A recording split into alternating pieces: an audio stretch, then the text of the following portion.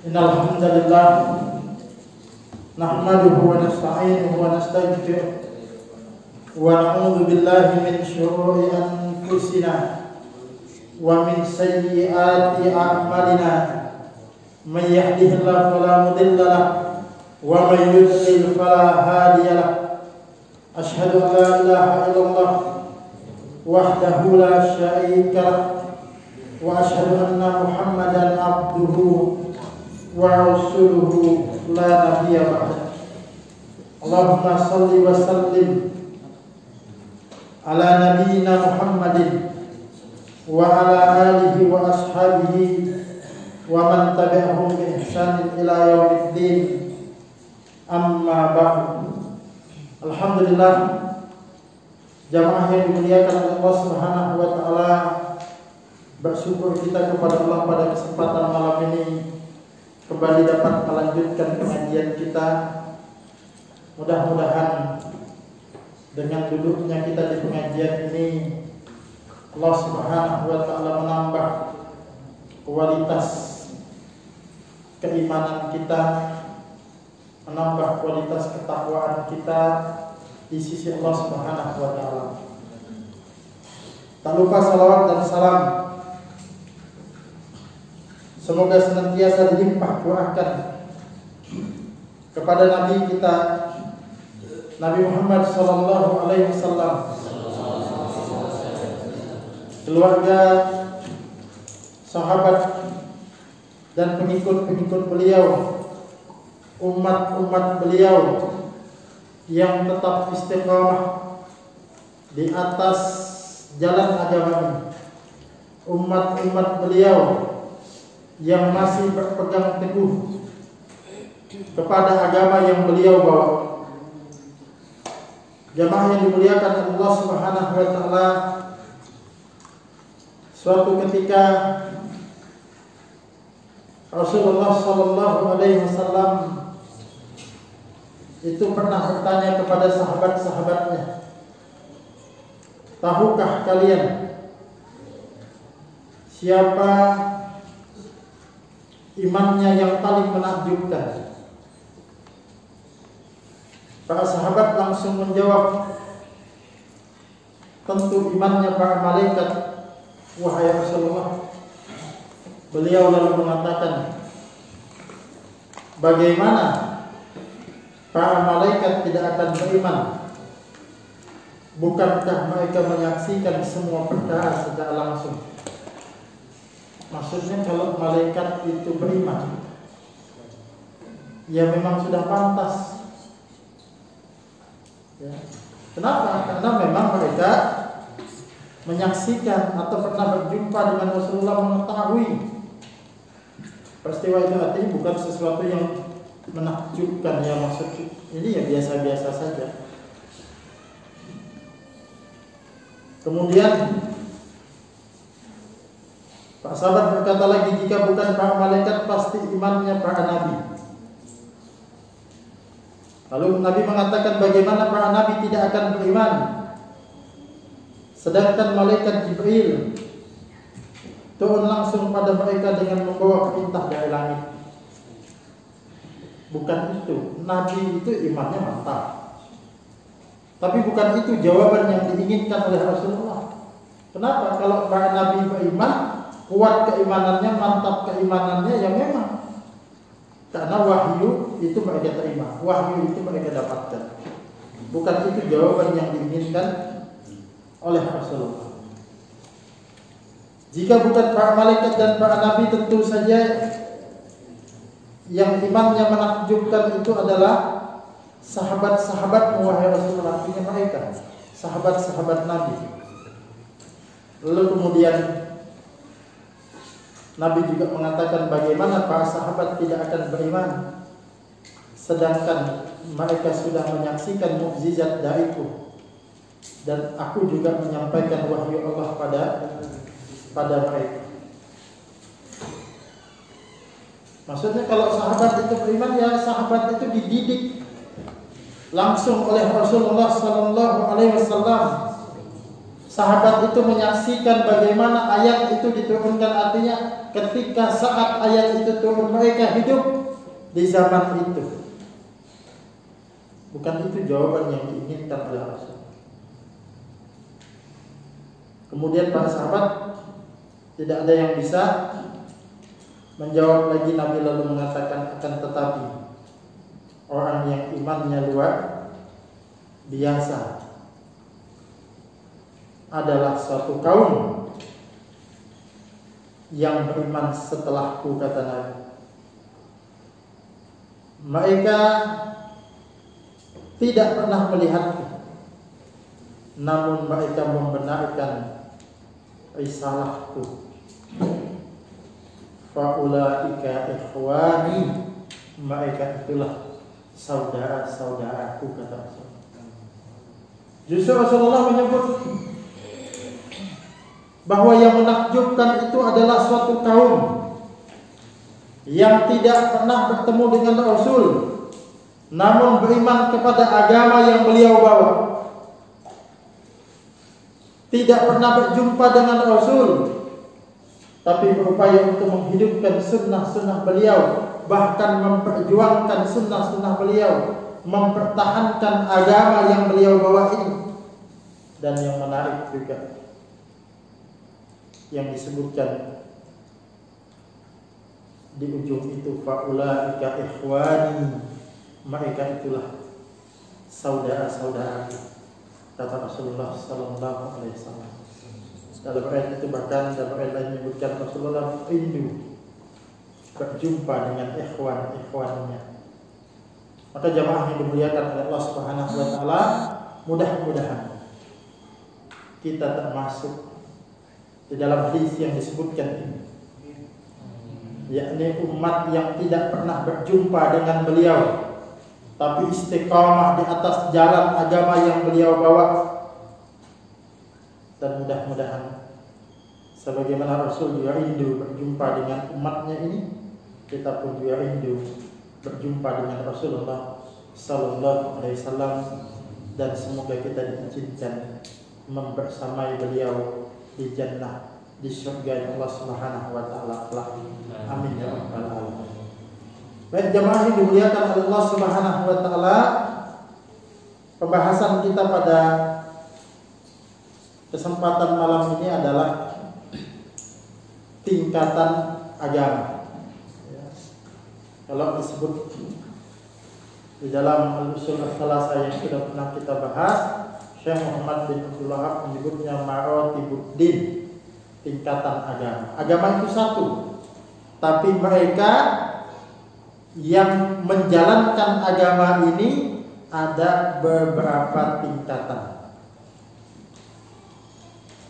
Contoh gambaran sederhananya begini saja, ya, atau disebut juga di sebagian istilah tingkatan orang beriman, tingkatan orang yang beragama. Gampangnya begini, kita ini agamanya Islam, artinya bukan orang kafir. Sahabat-sahabat Nabi itu juga orang Islam, sama agama kita, sama-sama Islam. Tapi tentu saja kualitas di dalam menjalankan agama antara kita dengan para sahabat itu sangat jauh berbeda. Kita atau siapapun yang aktif datang ke masjid yang agamanya Islam,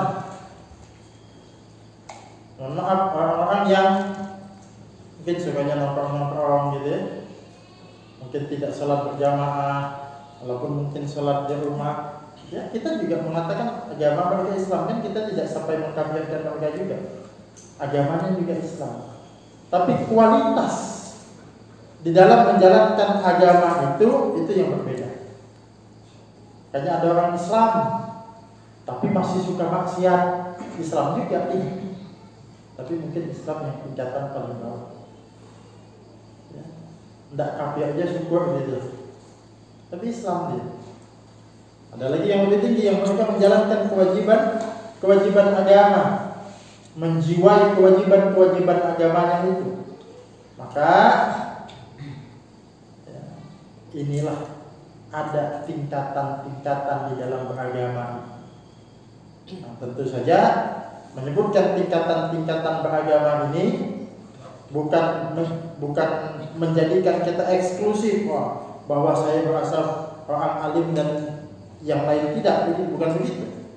Tapi yang diinginkan dan penjelasan tingkatan beragama ini ialah kita berusaha meningkatkan kualitas agama kita. Kita berusaha meningkatkan kualitas kita di dalam mengamalkan agama ini, supaya jangan yang penting beragama. Kamu Islam ya? Iya Islam. Kok tidak pernah kelihatan di pengajian-pengajian? Yang penting agamanya Islam lah gitu ya. Nah, jangan yang penting beragama, enggak. Beragama dengan kualitas yang terbaik. Itu yang kemudian kita inginkan. Bukan juga tingkatan di dalam agama ini yang dimaksud seperti sebagian orang yang memahami tingkatan-tingkatan agama tertentu, tingkatan-tingkatan tertentu di dalam agama, yang apabila dia sudah mencapai makom tingkatan tertentu lalu kemudian dia terbebas dari kewajiban syariat. Nah, bukan juga yang begitu. Dia kalau sudah mencapai misalnya tingkatan hakikat, lalu kemudian tidak wajib lagi menjalankan syariat, juga bukan begitu. Karena bukan itu yang dimaksud oleh para ulama ketika membahas. Tapi sekali lagi, supaya kita berusaha meningkatkan kualitas kita di dalam menjalankan agama. Nanti sambil kita muhasabah, sambil kita introspeksi, ya, sejauh mana tingkatan atau kualitas kita di dalam agama. Nah, pengajian ini nanti diharapkan bukan kita untuk mengukur kualitas agamanya orang, tidak. Tapi kita berusaha untuk mengukur kualitas agama kita. Nah, jamaah yang dimuliakan Allah Subhanahu wa taala, tingkatan agama, maratibuddin, itu para ulama menjelaskan ada 3 tingkatan. Ya. Yang pertama adalah tingkatan Islam. Yang kedua adalah tingkatan iman. Dan yang ketiga adalah tingkatan ihsan. Jadi Islam, iman, dan ihsan. Para ulama kemudian menyimpulkan tingkatan ini karena Nabi, ya, di dalam hadis Jibril datang bertanya kepada Nabi, tapi saat itu Jibril alaihi salam menyerupai seorang manusia di hadapan para sahabat. Para sahabat tidak ada yang mengenalnya, tidak ada yang tahu kalau itu malaikat Jibril. Dia datang mendekat kepada Nabi di dalam majelisnya, bertanya. Maksud malaikat Jibril bertanya ini untuk menjelaskan kepada sahabat-sahabat Nabi yang ada saat itu, inilah agama. Yang pertama ditanyakan oleh Nabi, fa akhbirni anil Islam. Beritahu kepadaku tentang apa itu Islam. Qala, kemudian Nabi menjawab, al-Islam an tashhada an la ilaha illallah wa anna Muhammadan Rasulullah.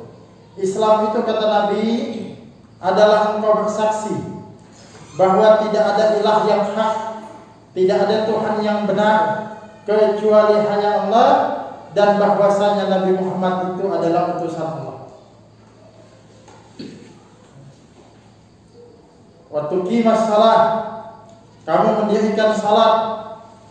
Wa tu'tiyaz zakah, kamu menunaikan zakat. Wa tasuma Ramadan, kamu berpuasa di bulan Ramadan. Wa tahujjal baita in istata'ta ilaihi sabila, dan kamu menunaikan haji ke Baitullah jika kamu memiliki kemampuan untuk menempuh perjalanan ke sana. Lalu dikatakan oleh laki-laki yang bertanya yang tidak lain dan tidak bukan adalah malaikat Jibril ini, sadaqta, benar engkau hai Muhammad. Makanya Umar bin Khattab keheranan. Lalu dia mengatakan fa'ajibna lahu yas'aluhu wa yusaddiqu. Dia yang nanya, dia yang membenarkan, aneh karena mereka belum tahu kalau ini adalah malaikat Jibril. Pertama ditanya tentang Islam. Kemudian ya, ditanya lagi fa akhbirni anil iman. Beritahu kepadaku tentang iman. Lalu Nabi menjawab, antu'mina billahi wa malaikatihi wa kutubihi wa rusulihi wal yaumil akhir wa tu'mina bil qada'i khairihi wa syarrihi. Iman itu, kata Nabi, adalah engkau beriman kepada Allah, malaikat-malaikatnya, kitab-kitabnya, rasul-rasulnya, iman kepada hari akhir, dan engkau beriman kepada takdir yang baik maupun yang buruk. Kemudian yang ketiga yang ditanyakan adalah fa akhbirni anil ihsan. Beritahu kepadaku tentang apa itu ihsan. Lalu Nabi menjawab, anta'budallaha ka'annaka ta'ahu fa illam takun ta'ahu fa innahu ya'ak. Ihsan itu adalah engkau beribadah kepada Allah seakan-akan engkau melihat Allah. Jika engkau tak sanggup melihat Allah, maka yakin Allah yang melihat engkau. Nah, setelah itu bertanya tentang kiamat. Nah, yang menarik yang di ujung hadis, ketika Umar bin Khattab tercengang, masih penasaran, siapa sih laki-laki itu yang bertanya tadi, siapa? Umar bin Khattab masih bingung. Melihat kebingungan itu, Nabi kemudian bertanya kepada Umar bin Khattab, ya Umar, wahai Umar, atad'i man sa'il, tahu enggak kamu siapa yang bertanya tadi? Qultu, aku berkata, kata Umar bin Khattab, Allah wa rasuluhu a'lam, Allah dan Rasulnya yang lebih mengetahui. Apa jawaban Nabi? Qala, beliau menjawab, fa innahu Jibril atakum yu'allimukum dinakum. Sesungguhnya laki-laki tadi itu, dia itu adalah Jibril. Untuk apa Jibril datang? Atakum yu'allimukum dinakum.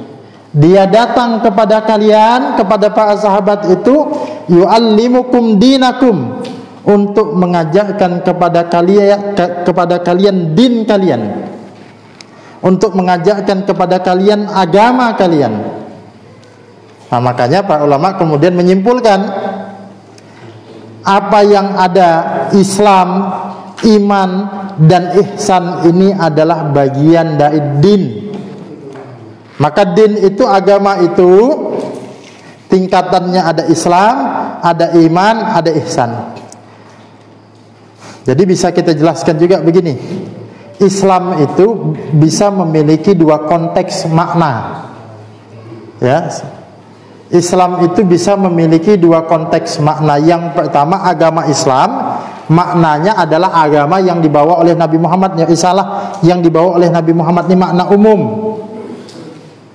Itu Islam, agama Islam.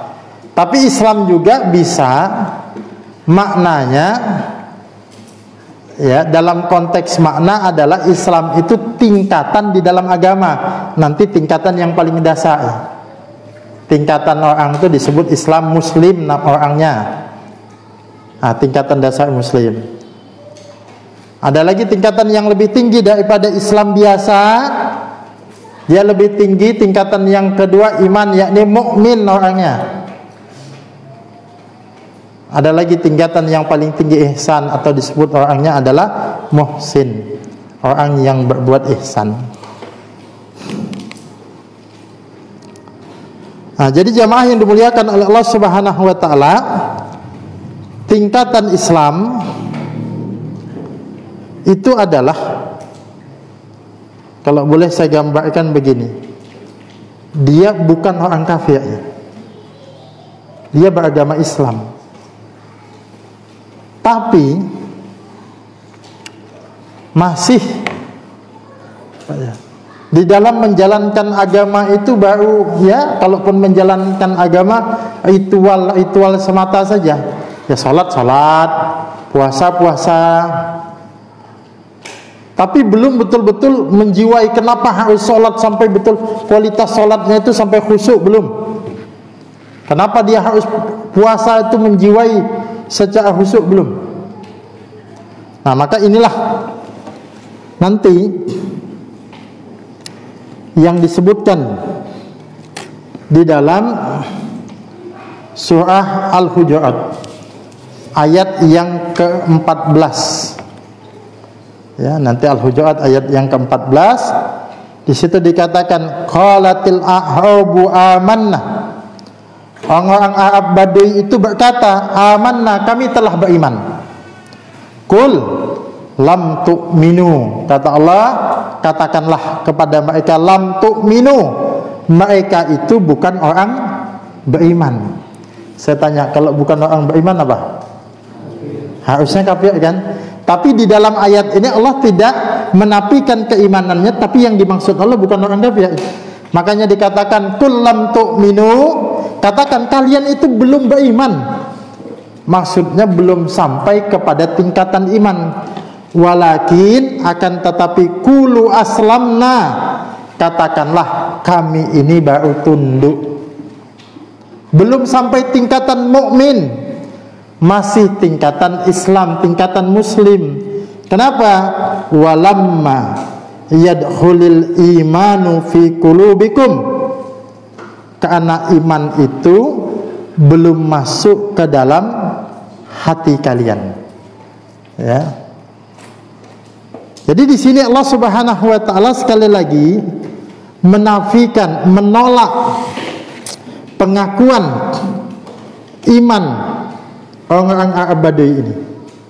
Tapi bukan berarti kafir itu. Ya, dia cuma belum sampai tingkatan iman saja, masih makom Islam saja. Beda kan dengan orang munafik yang di Al-Baqarah ayat 8 ketika mengatakan amanna billahi wa bil yaumil akhir, kami beriman kepada Allah dan hari kemudian. Allah tolak, wa ma hum bimu'minin, mereka itu sama sekali tidak beriman. Kalau ini tidak, walakin qulu aslamna, bukan orang iman, orang beriman dalam konteks makna, bukan dalam konteks bahwa dia orang kafir, bukan, tapi tidak sampai kepada tingkatan iman baru Islam. Kenapa? Karena iman itu belum masuk di dalam hati. Nah, nanti lebih aplikatifnya kita jelaskan dengan ayat yang lain. Tapi saya ingin kemudian menjelaskan dulu bahwa ada tingkatan Islam, ada tingkatan iman. Jadi Islam itu tadi orang-orang awam lah, yang tidak orang kafir. Mereka beribadah tapi masih suka juga maksiat. Nah, kalau iman ini dia sudah mulai memahami hakikat daripada ibadahnya itu. Nah, kalau ihsan itu lebih tinggi lagi. An ta'budallaha ka'annaka ta'ahu fa illam takun ta'ahu fa innahu yaraka. Dia beribadah kepada Allah itu seakan-akan dia melihat Allah. Kalau tidak bisa dia yakin Allah mengawasi dia. Artinya betul hidupnya itu merasa dipantau oleh Allah Subhanahu wa ta'ala, ya. Nah, jadi itu. Jadi iman pun ada tadi. Kalau Islam tadi saya katakan konteks maknanya ada dua konteks. Satu sebagai nama agama, agama Islam. Yang kedua sebagai tingkatan di dalam beragama. Begitu juga istilah iman.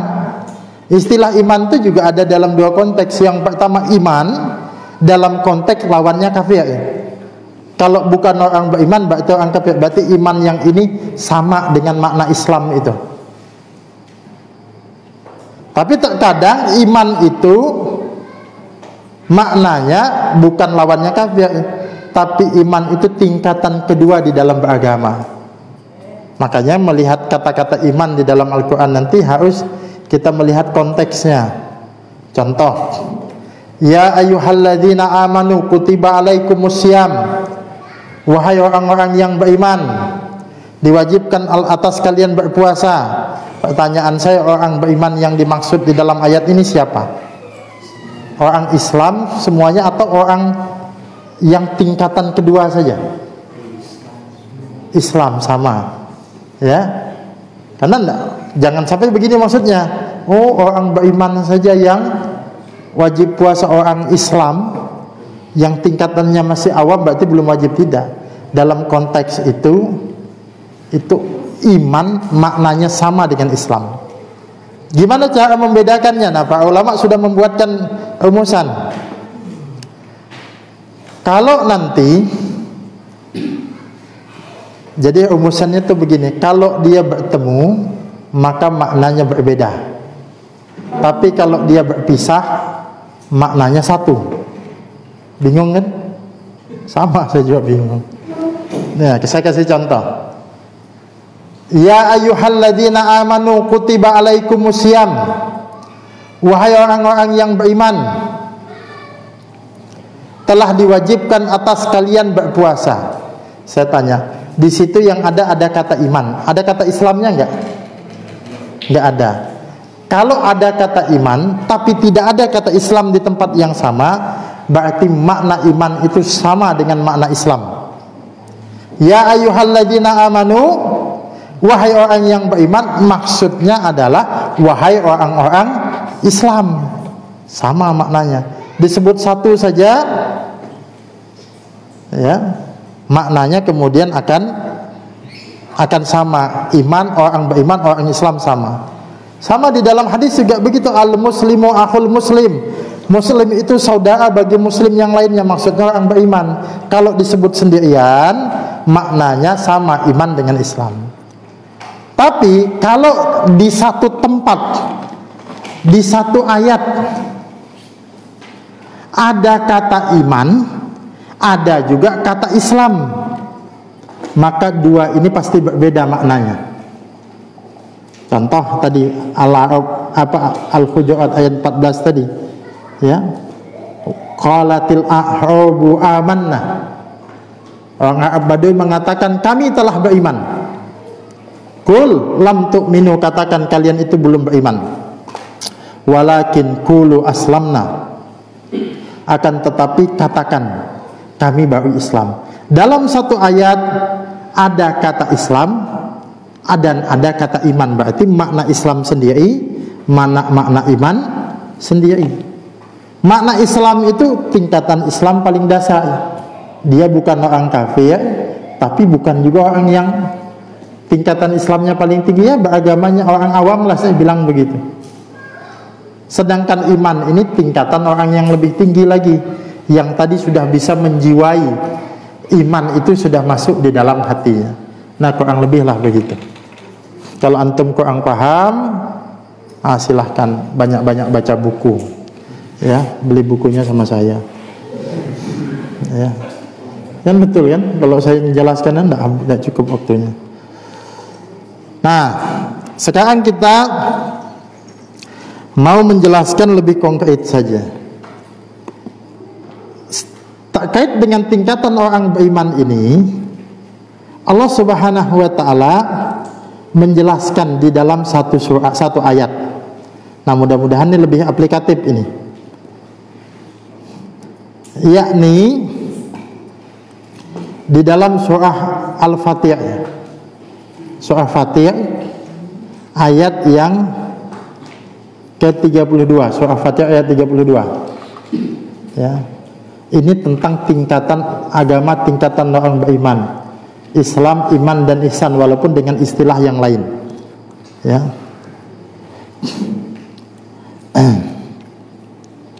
Di dalam ayat ini dikatakan, summa awrasnal kitabal ladzina istafaina min ibadina faminhum zalimun li nafsihi wa minhum muqtasidun wa minhum sabiqum bil khairati biiznillah dzalika huwal fadlul kabir.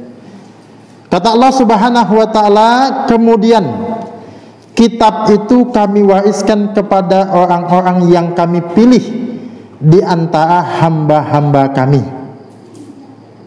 Lalu di antara mereka ada yang zalimul li nafsi, satu.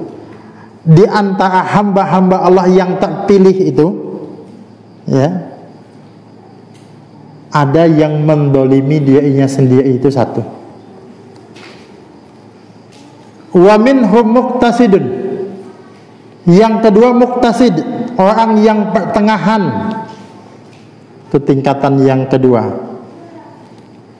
Wa minhum sabiqum bil khairati biiznillah, yang ketiga adalah orang yang bersegera lebih dahulu berbuat kebaikan dengan izin Allah. Itulah yang demikian, itulah karunia yang amat besar. Jadi saya ulang, tingkatan hamba-hamba Allah di dalam ayat ini, satu, orang yang mendolimi atau menganiaya dirinya sendiri. Kedua, kelompok pertengahan. Yang ketiga adalah orang yang cepat sekali melakukan kebaikan, sabiqum bil khairat. Ini saya ringkaskan dari penjelasan Al-Imam Ibnu Katsir di dalam tafsirnya. Silahkan nanti kalau mau lihat riwayat-riwayatnya, karena kalau saya bacakan itu panjang nanti, tidak cukup kajian kita. Kalau ada yang ingin melihat riwayat-riwayatnya, silahkan buka tafsir Ibnu Katsir itu. Kalau ini tidak perlu beli, bisa baca di sini. Ya, kalau beli kasihan ya. Nah, yang pertama, dzalimun li nafsih. Siapa sih yang dimaksud orang yang mendolimi dirinya sendiri itu? Nah, di sini di dalam tafsir itu dijelaskan, yaitu orang yang mempunyai batas minimal keimanan, masih dalam lingkaran iman. Yang saya katakan tadi, dia bukan orang kafir, tetapi hanya mengerjakan sebagian kewajiban, namun meninggalkan sebagian kewajiban yang lain.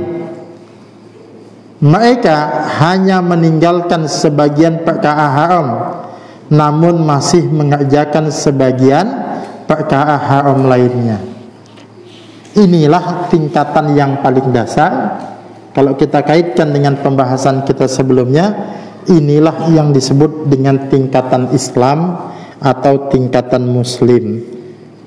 Mereka ini bukan orang kafir. Mereka cirinya mengerjakan sebagian kewajiban. Kalau dalam konteks rukun Islam, mungkin syahadat ya mereka ucapkan, mereka percaya. Salat ya salat, kadang-kadang bolong-bolong gitu ya.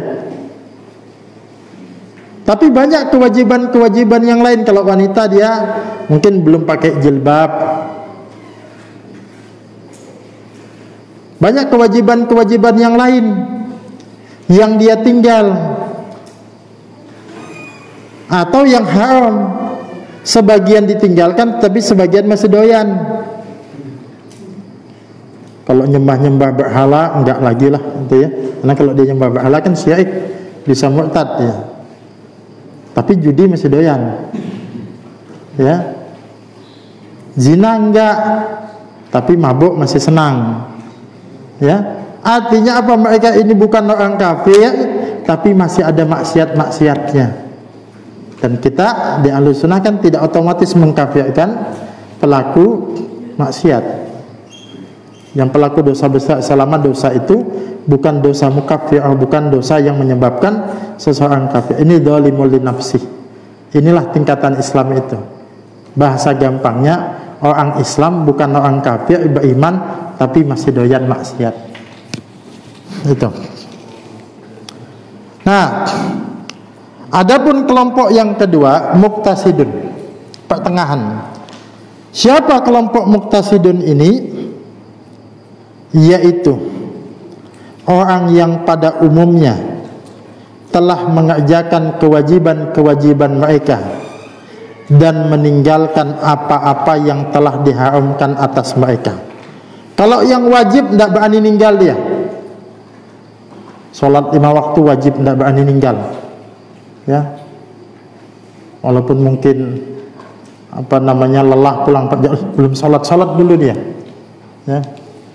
Tapi untuk yang sunnah itu masih ditinggalkan, cuma sunnah kan gitu.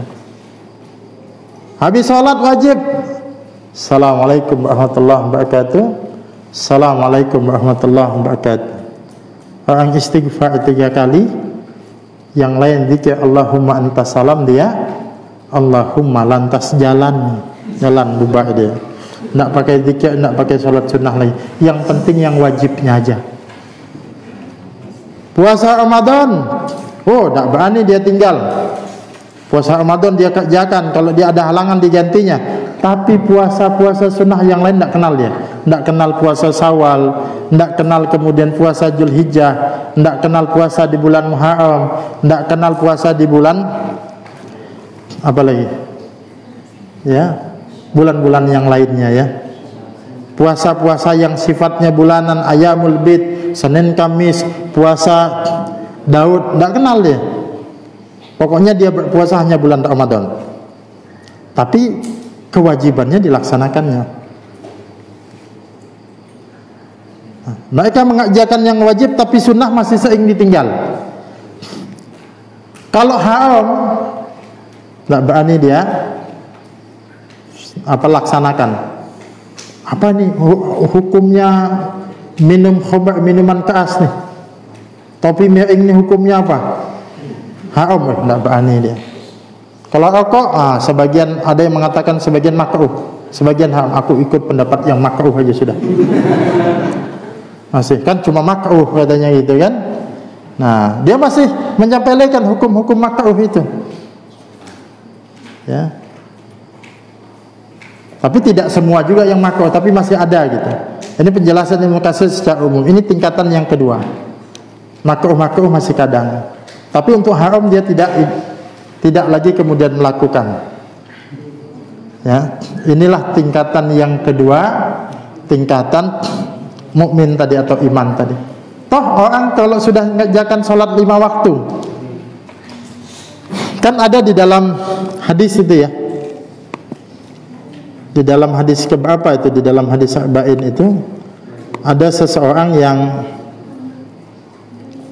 bertanya kepada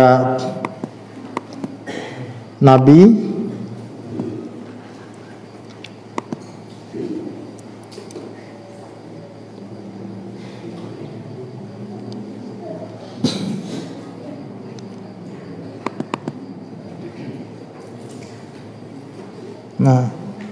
gimana matanya itu saya lupa.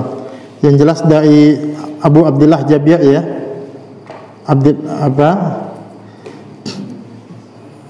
Jabir bin Abdullah. Saat itu ada seorang laki-laki yang datang kepada Rasulullah sallallahu alaihi wasallam. Apa pendapatmu? Sholaitu shalawatul maktubat, yang lebih begitu. Wa sumtu Ramadan. Wa ahlaltul halal wa haramtul haram. Wa lam ajid ala dzalika syai'an adkhulul jannah. Nah, jadi orang laki-laki nanya, "Ya Rasulullah, gimana pendapatmu? Aku nih sholat 5 waktu. Sholat 5 waktu aku kerjakan. Aku berpuasa di bulan Ramadan. Yang halal aku halalkan." Artinya tidak diutak-atik, tidak diubah. Yang haram aku haramkan. Walam ajid ala dzalika syai'an, dan aku tidak menambah lagi selain itu. Cukup itu aja. Adkhulul jannah, apakah aku masuk surga? Qala, kata Nabi, na'am. Iya. Orang kalau bisa konsisten wajib, cukup sudah modal bagi dia masuk surga. Ya. Tapi ya jalannya agak panjang, nanti kita sebutkan ininya. Ngantai dia. Kalau mau mudah tuh pakai yang tambah yang sunnah-sunnah. Apalagi kalau seandainya kita menduga wajib kita diterima, sekalinya wajib kita ditolak. Contohnya gini. Kalau seandainya ada pertanyaan gini, Ustaz, apakah sudah cukup saya masuk surga kalau seandainya saya konsisten dengan wajib saja tidak nambah sunnah? Ya, secara teori sesuai hadis ini cukup modalmu masuk surga. Tapi modalmu pas-pasan. Maksudnya gimana? Ya kalau yang wajib-wajib itu semua diterima, ya cukup. Tapi siapa yang jamin yang wajib-wajib kita itu diterima semua? Bukankah salah satu fungsi dari sholat sunnah itu adalah untuk menyempurnakan sholat wajib? Bukankah di dalam satu hadis itu kan, hadis qudsi itu ada penjelasan, ya, lihat bagaimana sholat hambaku, kata Allah. Tak canda, dapatnya tidak sempurna. Ya kalau sempurna Allah bilang tulis sempurna. Tapi kalau tidak sempurna tunggu dulu. Lihat apakah mereka melakukan sholat sunnah.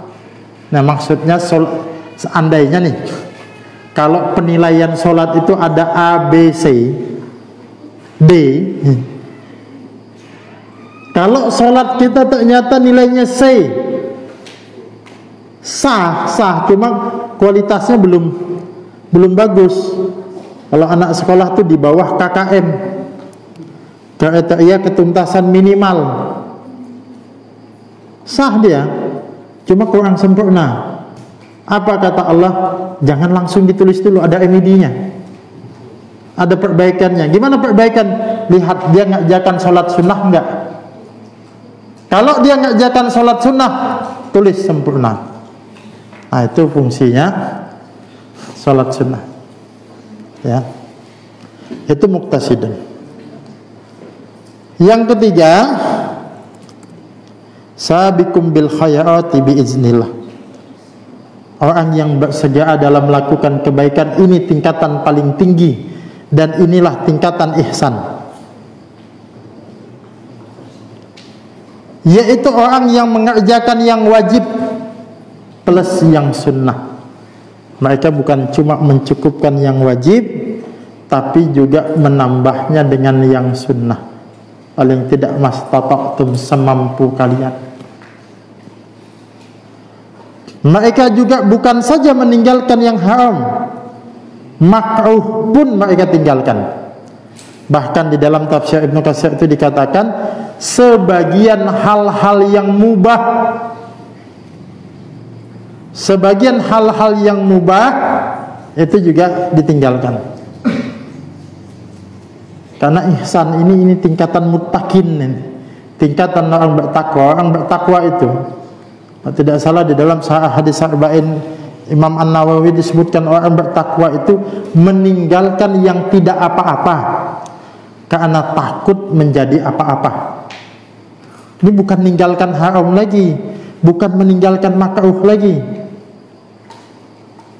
Mubah pun yang tidak apa-apa ditinggalkan karena takut dampaknya nanti jadi apa-apa.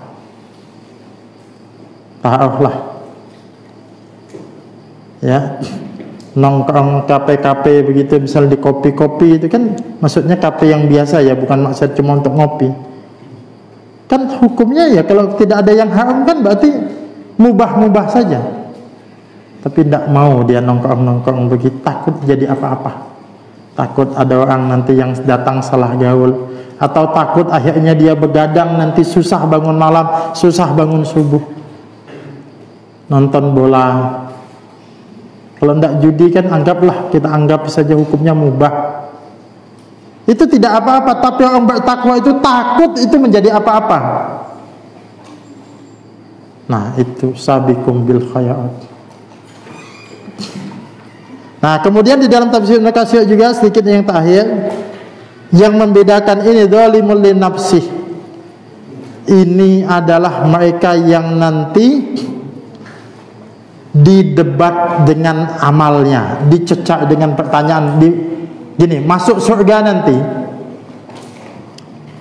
mereka itu didebat dengan amalnya. Kalau yang muqtasidun itu yang dihisab dengan hisab yang mudah. Sedangkan yang sabiqum bil khairat, inilah mereka yang berpeluang untuk masuk surga tanpa hisab. Kalau yang pertama tuh betul-betul digeledah, satu-satu ditanya amalnya. Oh, prosesnya panjang. Kayak orang mau di bandara, tidak cukup diperiksa. Buka tasnya, Pak. Ini, kalau ada yang mencurigakan ini, minggir dulu. Ke pos keamanan dulu, ke posko keamanan. Buka satu-satu, lama. Ya. Debat. Karena banyak masalahnya. Banyak yang mencurigakannya. Kalau yang kedua, dihisab dengan hisab yang mudah, diperiksa. Tapi karena betul-betul yang wajib, ya tidak ada. Yang ditinggalkan, yang dosa-dosa juga tidak ada, ya diperiksa aja. Tapi ya tetap juga diperiksa. Ibarat kalau kita di bandara itu ngantri juga, menunjukkan KTP. Tapi cepat, lebih cepat dari yang pertama. Tiketnya mana? Kalau di bandara itu kan gitu. Hasil swab antigennya mana gitu kan, diperiksa. Nah kalau yang ketiga ini malah berpeluang masuk surga tanpa hisab, tidak diperiksa sama sekali, bebas. Nah itu saya katakan tadi, ya. Itu bedanya tadi. Kalau kita mencukupkan yang wajib-wajib saja, tidak ada yang sunnah, ya masih ngantri gitu. Nah ini mungkin jamaah yang dimuliakan oleh Allah Subhanahu wa taala, maratibuddin, tingkatan di dalam beragama yang bisa kita jelaskan. Tapi yang kita harapkan dari pengajian ini, kita muhasabah. Di mana posisi kita? Zalimul li nafsi, muqtasidun, sabiqum bil khairat. Kita berusaha pada posisi sabiqum bil khairat, bersegera melakukan kebaikan. Posisi kita berharap pada tingkatan ihsan, dan kita juga berdoa nanti bisa masuk surga tanpa hisab, ya. Tapi kalau mau dapat itu ketentuan umumnya, dan ini pun masih sifatnya ketentuan umum. Kerjakan yang wajib, perbanyak yang sunnah, ya. Tinggalkan, jauhi yang haram, tinggalkan yang makruh, persedikit yang mubah. Saya ulang kesimpulan kita. Kerjakan yang wajib, perbanyak yang sunnah, ya. Jauhi yang haram, tinggalkan yang makruh, persedikit yang mubah. Artinya tidak semua yang mubah harus dilakukan, hanya mubah-mubah yang manfaat saja. Mubah kalau sia-sia ditinggalkan, sedikit yang mubah. Mudah-mudahan ada manfaatnya. Kita tutup dengan doa penutup majelis. Subhanakallahumma wa bihamdika, asyhadu an la ilaha illa anta, astaghfiruka wa atubu ilaik. Sekian, assalamualaikum warahmatullahi wabarakatuh. Bergabunglah bersama gerakan Infak Peduli Dakwah. Hanya dengan mendonasikan dana Anda sebesar Rp50.000 setiap bulan, berarti Anda telah membantu syiar dakwah Islam hingga ke berbagai wilayah pedalaman Kalimantan Timur. Karena dakwah tak harus ceramah. Kirim SMS atau WA Anda, ketik GIB Dakwah, kirim ke 0811 586 1331.